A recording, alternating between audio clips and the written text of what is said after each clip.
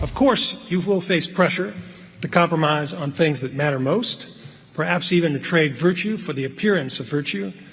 But you should exercise caution when circumstances tempt you to disregard principles. As Robert Mueller once said, there may come a time when you will be tested. You may find yourself standing alone against those you thought were trusted colleagues. You may stand to lose all that you worked for, and it may not be an easy call.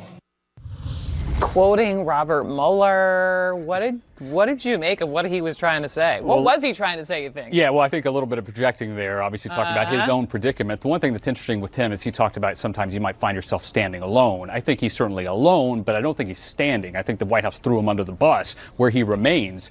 He's a very complicated figure when you talk to people inside the Justice Department, because on one hand, he's the reason why we're in this predicament where we have Robert Mueller, we have the president, obviously trying to obstruct justice in the minds of some experts. And it was Rod Rosenstein who wrote that pretext memo firing the former FBI director over the Hillary Clinton case. And then we soon learned that the president was actually, it was Russia that was on his mind while this was happening.